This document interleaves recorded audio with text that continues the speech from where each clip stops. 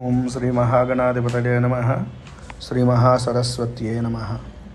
అస్మత్ గురుభ్యో నమః.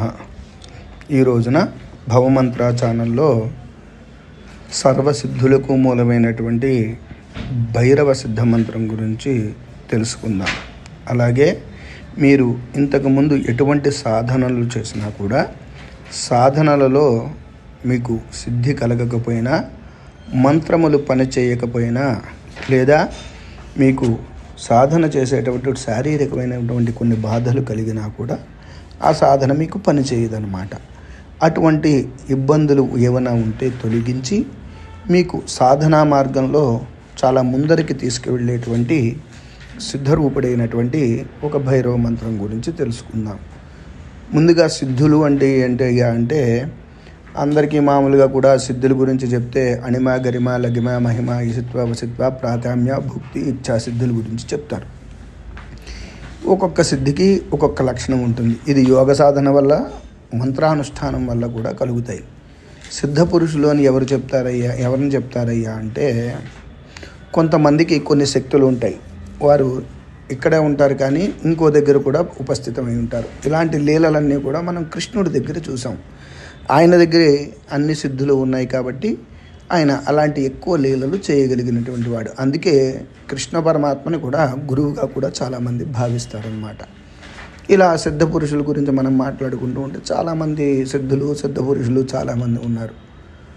అటువంటి వారి అనుగ్రహంతో కలిగి మీకు సాధనల్లో సఫలత కలిగి, అలాగే మీ జీవితానికి ఉత్తమోత్తమైన సాధన ఏది అనేటువంటి మార్గం మీకు తెలుసుకోవడం కోసం మీరు ఇంతకుముందు జన్మలలో ఏదైనా దేవత యొక్క ఆరాధన కానీ లేదా మంత్రానుష్ఠానం కానీ చేసి ఉంటే ఆ మంత్రానుష్ఠానం మరలా మీకు ఆ శక్తి మీకు కలగడం కోసం అని చెప్పి ఈ సాధన అన్నమాట.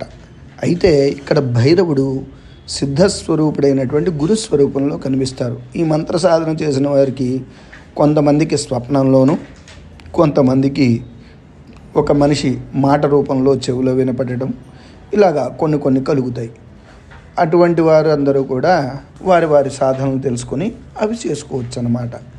అంటే మీరు చేసేటువంటి సాధనలో ఉత్తమోత్తమైన ఫలితములు పొందడానికి కోసం చెబుతున్నటువంటి సాధన.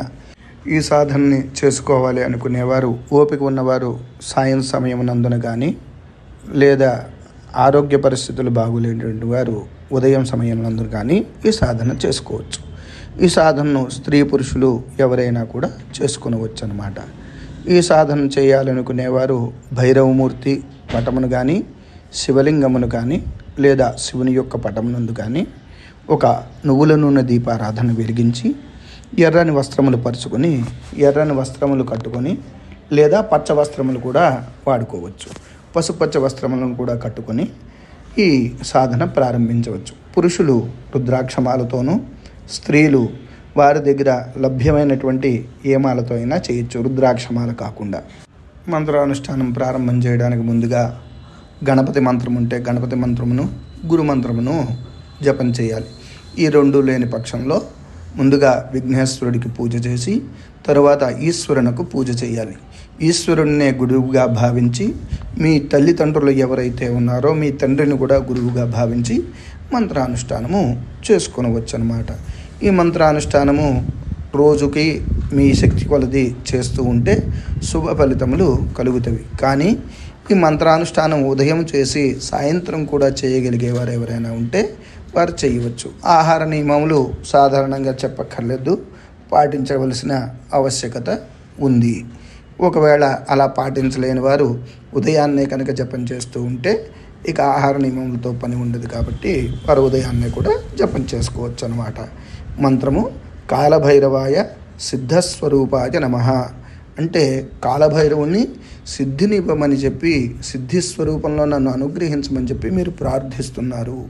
దీనివలన భైరవానుగ్రహం చేత మీరు చేసేటువంటి మంత్రములన్నీ కూడా ఫలించి శుభ ఫలితములను పొందగలుగుతారు. శుభం.